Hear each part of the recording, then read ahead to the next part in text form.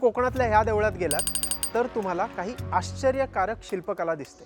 आता ही शिल्पकला तशी काय आहे हे बघण्याच्या आधी आपण काय काय दिसतं ते बघूया। मध्ये एक सिंह आहे जो कीर्तिमुख म्हणून दाखवलेला आहे, त्याच्या खाली एक हत्ती कोरलेला आहे आणि त्याच्या खाली भारत मातेचं चित्र आहे। भारत मातेच्या चित्राच्या दोन्ही साईडला तुम्हाला मोर दिसत आहेत आणि त्याच्या बाजूला ग्रीक परंपरेत जसा एक पेहराव असतो तसा पेहराव घेतलेला तुम्हाला महिला दिसत आहेत। आता हे आहे टिपिकल एका हिंदू देवळातलं कार्विंग। पण मग हा हिंदू देऊळ कुठलं आहे हे समजण्याच्या आधी आपण समजून घेऊ ही शिल्पकला काय।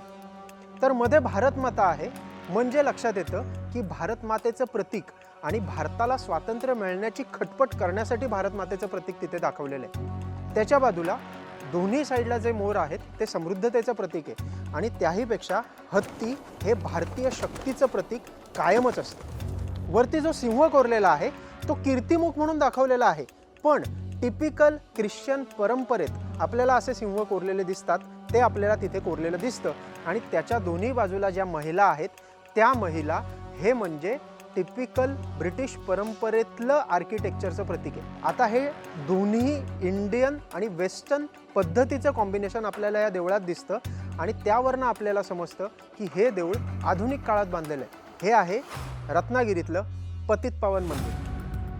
स्वातंत्र्यवीर सावरकरांच्या सामाजिक कार्याचं सर्वात महत्त्वाचं ठिकाण म्हणजे पतितपावन मंदिर आहे, जे स्वतः दानशूर श्रीमान भागोजी शेटकीरांनी बांधून दिलं होतं। आता ह्याचं कन्स्ट्रक्शन साधारण 1930 साली झालं। भागोजी शेटकीरांनी बांधलेलं आहे। असे व्यक्ती आहेत ज्यांनी मुंबईमध्ये ब्रिटिशांसाठी अनेक वेगवेगळ्या प्रकारच्या बिल्डिंग्स आधीच बांधलेल्या आहेत। तो व्यक्ती जेव्हा पतितपावन मंदिर बांधतो तेव्हा ऑफकोर्स काही टिपिकल ब्रिटिश परंपरेतल्या, ख्रिश्चन परंपरेतल्या किंवा वेस्टर्न स्टाईलमधल्या परंपरा तो इथे आणणारच आणि ते आपल्याला इथे व्यवस्थित दिसतं। पण ते सगळं करताना कधीही मेन उद्दिष्ट भारतातल्या लोकांचं आणि तेव्हाच्या सगळ्या सामाजिक कार्यातल्या लोकांचं जे मूळ उद्दिष्ट होतं ते म्हणजे भारताला स्वातंत्र्य मिळवून देणं, हे कायम भागोजी शेटकीरांच्या डोक्यात होतं आणि म्हणून तिथे आपल्याला कोरलेली दिसते ती म्हणजे भारत माता।